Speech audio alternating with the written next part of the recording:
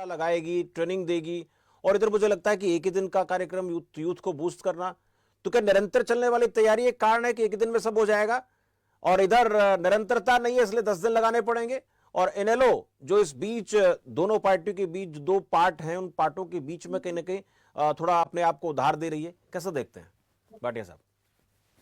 ऐसा शमशेर जी, कांग्रेस पार्टी पहली बार कई वर्षों बाद कांग्रेस पार्टी ने अपनी रणनीति को लेकर 10 दिन का मंथन कैंप, आमतौर पे भारतीय जनता पार्टी की शब्द है मंथन चिंतन, ये आमतौर पे भारतीय जनता पार्टी को हम देख रहे हैं, चाहे वो पावर में नहीं थे या सत्ता में आने के बाद भी सबसे ज्यादा बैठकों का दौर चिंतन बैठक मंथन बैठक भारतीय जनता पार्टी करती है।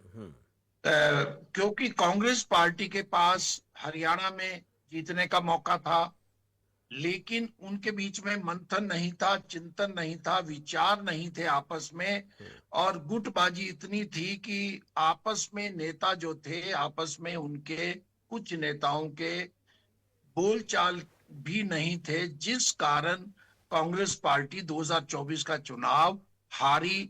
जनता में, प्रेस में, पूरे देश में ये था कि कांग्रेस पार्टी सत्ता में आ रही है, लेकिन उनकी गलतियां थी, उनकी आपस की गुटबाजी थी, जिस कारण वो सत्ता से बाहर हुए। कांग्रेस पार्टी अगर 10 दिन का कुरुक्षेत्र में ये एक शिविर लगा रही है प्रशिक्षण शिविर के नाम पर, तो अच्छी बात है जब सभी नेता एक साथ कुछ दिन रहेंगे।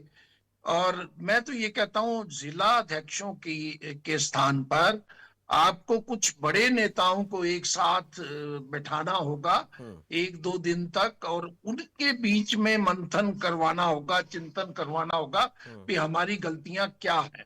अभी कांग्रेस पार्टी ने मनरेगा को लेकर ऐसा लगता है कि अपने पूरे जो सभी बड़े नेताओं को फील्ड में उतारा है, सभी डिस्ट्रिक्ट हेडक्वार्टर पे पिछले 2 दिनों में जो है प्रेस कॉन्फ्रेंस की गई है, शायद आज ही वो प्रेस कॉन्फ्रेंस थी अनेक जिलों में। और ये अच्छी बात है, कांग्रेस पार्टी धीरे धीरे जो नए अध्यक्ष आने के बाद कुछ लगता है कि कांग्रेस पार्टी अपने संगठन की तरफ ध्यान दे रही है।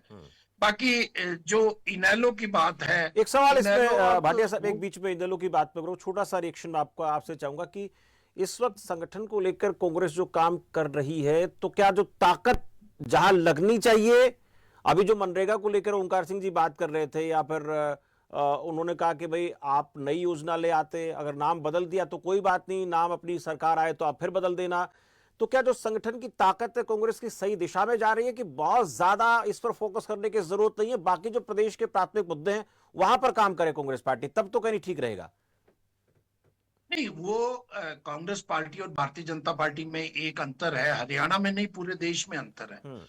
जो फील्ड तैयार करती है वो बीजेपी तैयार करती है, पिच जो है वो बीजेपी तैयार करती है, कोई ना कोई ऐसा राम के नाम पे, धर्म के नाम पे कोई ना कोई ऐसा मुद्दा ले आती है जिसपे कांग्रेस पार्टी हिट विकेट हो जाती है।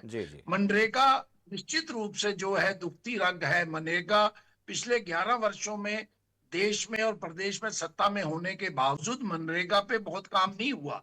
मनरेगा पे घोटालेबाजी हुई, लेकिन हरियाणा ने काम नहीं दिया मजदूरों को, और उसमें दिक्कत भी थी।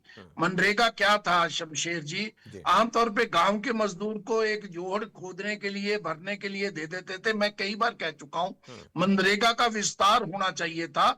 मनरेगा के माध्यम से पंचायत विकास कार्यों में काम नहीं करवा सकते थे, पक्के काम नहीं करवा सकते थे, सड़कों की तटबंधों को, नहरों को सफाई नहीं करवा सकते थे। केवल उसी गांव में वहां का मजदूर काम करता था, और कुछ जगह पे काम था भी नहीं। मनरेगा में हरियाणा ने सबसे कम मजदूरी दी है। हरियाणा की जो पिछले 11 वर्षों की औसत है वो देश से आधी है, 23 है, जबकि पूरे देश में 43 दिन का काम दिया गया है। तो मनरेगा को लेकर कांग्रेस पार्टी, अब श्री राम जो नाम भारतीय जनता पार्टी में बदला है, थोड़ा सा वो लोगों को बुरा लग रहा है कि महात्मा गांधी के नाम को बदलने की जरूरत नहीं थी। कांग्रेस पार्टी ने इसलिए इसको इतने इस हद तक उठाया है, और पूरे देश में ये रैलियां भी करेंगे, और शायद कल या परसों प्रदर्शन भी कांग्रेस के हैं।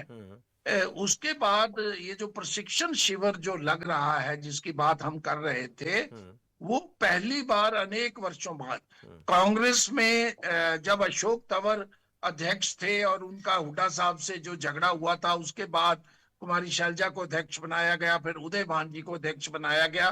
तो 6-7 साल तक लगभग कोई काम नहीं हुआ, 11 वर्षों तक कोई संगठन नहीं हुआ, और अभी 6 महीने पहले या उससे भी कम समय पहले संगठन बना है।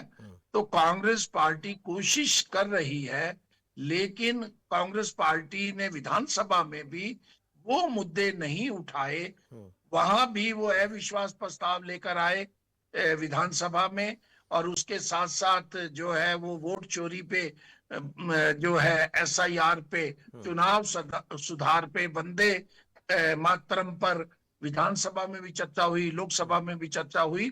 तो जो मुद्दे उठाने चाहिए थे, इस समय हरियाणा में जो धरातल पर जो मुद्दे हैं, कानून व्यवस्था खराब है, ब्यूरोक्रेसी हावी है, भ्रष्टाचार की बहुत जो है इंतहा हो चुकी है भ्रष्टाचार की। छोटे छोटे कामों के लिए भारतीय जनता पार्टी चाहे जो भी दावे करे, भ्रष्टाचार बंद और पारदर्शी प्रशासन, लेकिन निचले स्तर पे भ्रष्टाचार बढ़ा है, कानून व्यवस्था खराब हुई है, नशा और बेरोजगारी हुई है।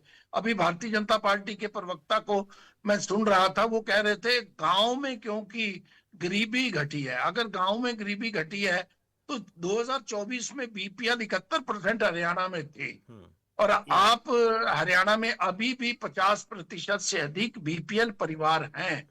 ये बातें पता नहीं कहां से ये फिगर लाई जाती है। बेरोजगारी, नशा, कानून व्यवस्था, ये 3 बहुत बड़े मुद्दे हैं। उसके अतिरिक्त गार्बेज का मुद्दा है, शहरों की गंदगी का मुद्दा है, पीने का पानी और सीवरेज का मुद्दा है, सड़कों के मुद्दे हैं। इन मुद्दों को कांग्रेस उठा सकती थी। किसानों के बहुत बड़े मुद्दे हैं। जो बाढ़ जुलाई में आई थी, आज तक किसानों को उसका मुआवजा अधिकांश किसानों को नहीं मिला है, कुछ किसानों को मिला है। वो मुद्दे भी उठाए जा सकते थे। ये कह सकते हैं कि कांग्रेस पार्टी के सामने आपने कहा कि पिच जो है ऐसी तैयार करती है भारतीय जनता पार्टी, और उस पिच के ऊपर हिट विकेट हो जाती है कांग्रेस पार्टी, ऐसे चीजें उठाकर लाती है। और जैसा ओंकार सिंह जी कह रहे थे, कहने की वो बातें इसमें फिट बैठती हैं कि भाई असल जो मसले हैं, जैसे आपने कहा, उन पर कांग्रेस पार्टी अगर काम करे तो फिर लोगों को लगेगा कि वास्तव में विपक्ष जो है वो दिख रहा है धरातल पर, वहां काम नहीं हो रहा। लेकिन शंकर धूपड़ जी ऐसा क्या लेकर आती है भारतीय जनता पार्टी की, हर बार एक ऐसी चीज आप लोग छोड़ देते हैं लाकर के सामने, उसमें कांग्रेस जो उलझ जाती है, चक्रव्यूह बना देती है भारतीय जनता पार्टी। अब मुद्दे तो बहुत है प्रदेश में, लेकिन उन मुद्दों से चीजों को डाइवर्ट करने की कला में महारत है भारतीय जनता पार्टी को हासिल। और जहां तक ग्राउंड पर कार्यकर्ताओं की बात हम कर ही रहे हैं कि किस तरह से आप लोग अपना बूथ स्तर तक, पन्ना लेवल तक चीजों को ले जाते हैं, लेकिन इस निकाय चुनाव में आप क्या लगता है क्या परिणाम रहेगा? मैं उस पर भी आना चाह रहा था शंकर जी। शंकर धूपड़ जी आवाज सुन पा रहे हैं? शमशेर जी, जी जी। एक चीज मैं निकाय चुनाव पे मैं कह दूं, हाँ 10 सेकंड में। जी। निकाय चुनाव में कांग्रेस और बीजेपी के बीच में मुकाबला है। जो 7 जगह पे निकाय चुनाव होने हैं, हाँ इनेलो की हाजिरी केवल अभी तक जो है सिरसा और फतेहाबाद जिलों तक है, थोड़ी बहुत। वहां पे पंचकुला में, उसके बाद सोनीपत में, रोहतक में, जहां भी चुनाव है, इनेलो की हाजिरी, मुझे नहीं लगता इनेलो तीसरी पार्टी कोई बहुत बड़ी बन पाएगी। सीधे मुकाबले कांग्रेस और उसके बीच में होंगे। ठीक है। शंकर जी आवाज सुन पा रहे हैं मेरी आप?